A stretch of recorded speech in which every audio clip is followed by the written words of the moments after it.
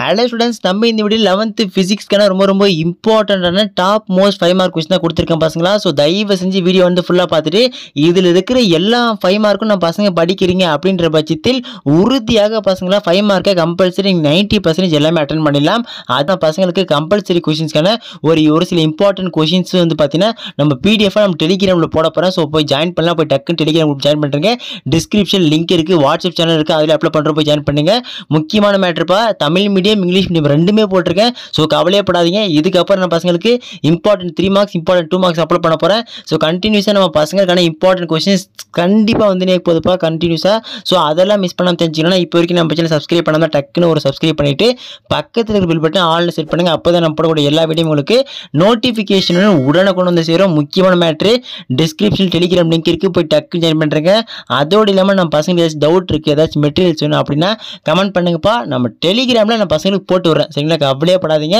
சரி வாங்க இப்போ இம்பார்ட்டன்ட் கொஸ்டின் போயிடலாம். ஸோ இப்போ செகண்ட் யூனிட் பார்க்க போகிறப்பா. முக்கியமான மேட்ரு, ஒவ்வொரு யூனிட்லையும் வந்து பார்த்தீங்கன்னா நம்ம பசங்களுக்கு அதிகபட்சமாக ஒரு 4 கொஸ்டின் தான் கொடுத்துருக்கேன். சரிங்களா, வால்யூம் 1ல் ஆரம்பிச்சு வால்யூம் 2 வரைக்கும் நம்ம பசங்களுக்கு ஃபுல்லாகவே போட்டிருக்கேன். ஸோ அதனால் வீடியோ வந்து ஃபுல்லாக பார்த்துட்டு எல்லாமே படிக்க ஆரம்பிச்சிருக்கேன். ப்ரோ இதில் எடுத்து படித்தா கண்டிப்பாக அட்டன் பண்ணலாம் அப்படின்னா கண்டிப்பாக அட்டன் பண்ணலாம்ப்பா.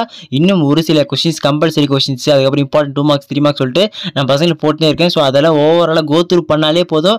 நம்ம பசங்க 11th ஃபிசிக்ஸில் சென்டம் போடலாம்ப்பா. ஆனால் ஒரு முக்கியமான கண்டிஷன், 1 மார்க்கில் நான் சொல்கிற டிப்ஸை நீங்கள் ஃபாலோ பண்ணி படிச்சிங்கன்னா கண்டிப்பாக 11th ஃபிசிக்ஸில் நம்ம பசங்க மார்க் தரமாக ஸ்கோர் பண்ணலாம் பசங்களா. ஸோ தயவு செஞ்சு வீடியோ ஃபுல்லாக பார்த்துட்டு எல்லாத்தையும் படிக்க ஆரம்பிச்சிருங்க. சரி வாங்க இப்போ இம்பார்ட்டன்ட் கொஸ்டின் போயிடலாம். ஸோ இப்போ பார்த்தீங்கன்னா பேங்கிங் ஆஃப் ட்ராக்ஸ்ப்பா. வெளி விளிம்பு உயர்த்தப்பட்ட சாலை வெரி இம்பார்ட்டன்ட். டபுள் ஸ்டார் போட்டு வச்சு எதுக்கெல்லாம் ஸ்டார் போட்டு மென்ஷன் பண்ணிக்கணும். அந்த கொஸ்டின் நம்ம பசங்க ஸ்கிப்பே பண்ணக்கூடாது. அதாவது நெவர் ஸ்கிப்பபிள் சொல்லிட்டு அந்த கொஸ்டின்ப்பா. ஸோ அதனால் தயவு செஞ்சு அந்த கொஸ்டினில் ஸ்கிப்பே பண்ணிடாதீங்க, கம்பல்சரி படிச்சணும். சரிங்களா. ஸோ நெக்ஸ்ட் 4th நம்ம பார்த்தீங்கன்னா 2 bodies in contact vertical case horizontal case. அதாவது மெல்லிய கம்பி நூலினால் இணைக்கப்பட்ட கனப்பொருள்களின் இயக்கத்தை செங்குத்து அதோடு இல்லாமல் கிடைமட்ட திசையில் விவரி. ஓகேங்களா. Next unit 4பா. யூனிட் 4 இந்த ஒர்க் எனர்ஜி தேரி இந்த பவரில் இது பொறுத்த வரைக்கும் பார்த்தீங்கன்னா ஃபர்ஸ்ட் ஒன் வெரி இம்பார்ட்டன்ட்ப்பா. ரிப்பீட்டடாக கேட்டு வராங்க. இந்த ஒர்க் கைனெட்டிக் தியரம் நம்ம பசங்க படிப்பீங்க, தியரம் படிப்பீங்க. ஆனால் இதோட எக்ஸாம்பிளை வந்து நம்ம பசங்க படிக்க மறந்துடுவீங்க. தயவு செஞ்சு பசங்களா அந்த தியரம் படிப்பீங்களா, அந்த தியரத்துக்கு கீழே வந்து பார்த்தீங்கன்னா ஒரு 3 இல்ல 4 இமேஜ் போட்டுப்பாங்க. அதாவது சுத்தியை வச்சு ஆணி அடிக்கிற மாதிரி. ஸோ அந்த மாதிரி வந்து ஒரு 3-4 இமேஜ் இருக்கும். ஸோ அந்த இமேஜ் நல்லா ஜஸ்ட் படிச்சிங்கப்பா. ஸோ அதுதான் அந்த கொஸ்டினோட எக்ஸாம்பிள். சரிங்க, நல்லா பார்த்து வச்சுங்க. கொஸ்டின்ஸை நல்லா படித்து நம்ம பசங்க எக்ஸாம்பிள் நல்லா அட்டன் பண்ணுங்க. ஒரு சில டைமில் சின்ன ட்விஸ்ட் பண்ணியாலும் கேட்பாங்க. ஸோ அது கவனமாக பாருங்கப்பா. அதோடு இல்லாமல் நெக்ஸ்ட் தேர்ட் ஒன் வெரி இம்பார்ட்டன்ட்ப்பா. Motion in a vertical circle. அதாவது செங்குத்த வட்ட இயக்கம். Very important top most questions. அதெல்லாம் நெக்ஸ்ட் யூனிட் 5பா. யூனிட் 5 பொறுத்த வரைக்கும் பார்த்தீங்கன்னா நம்ம பசங்களுக்கு இந்த பேரலல் ஆக்சிஸ் தேர்வு பெர்பெண்டிகுலர் ஆக்சிஸ் தேர்வு வெரி இம்பார்ட்டன்ட்ப்பா.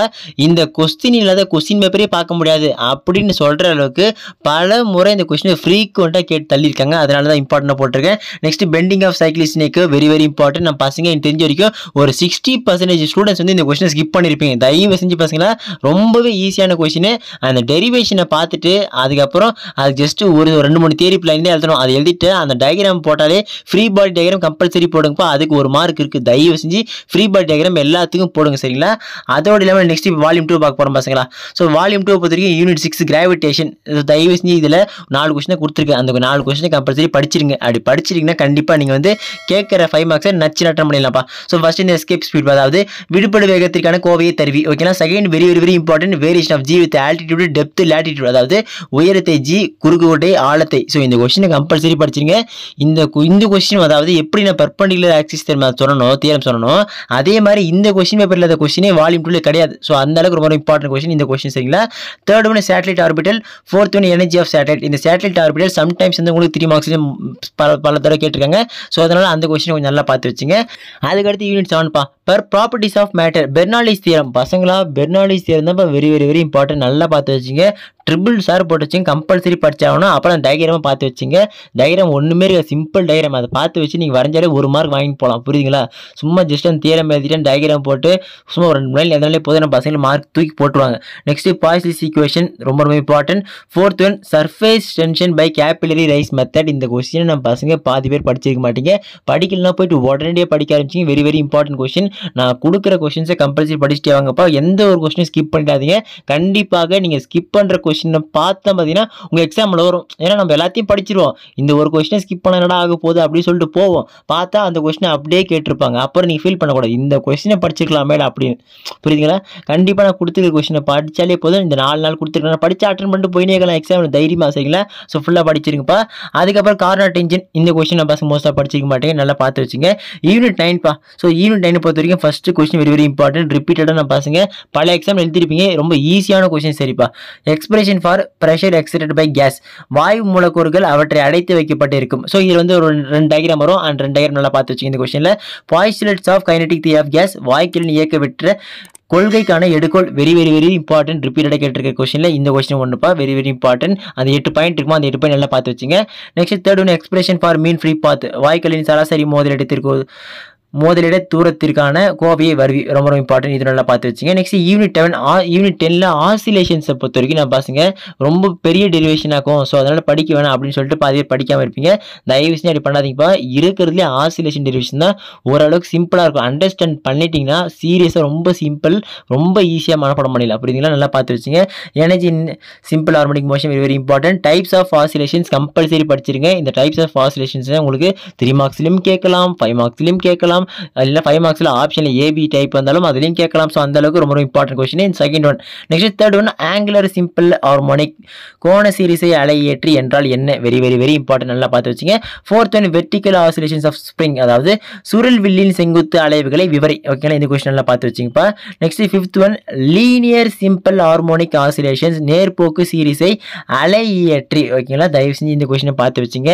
நம்ம தமிழ் மீடியம் பசங்க பல பேர் கேட்கறனால தான் பார்த்தீங்கன்னா தமிழ் மீடியம் சேர்த்து போட்டிருக்கேன். ஸோ கவலைப்படாதீங்க.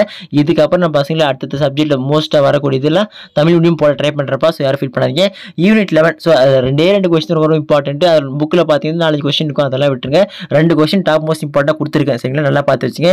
இந்த Newton's formula for velocity of sound waves in air and also discuss the Laplace corrections, very very very important, நல்லா பார்த்து வச்சுங்க. அதுக்கப்புறம் வைப்ரேஷன்ஸ் ஆஃப் ஏர் காலம் செகண்ட் ஒன்று. ஓகேங்களா?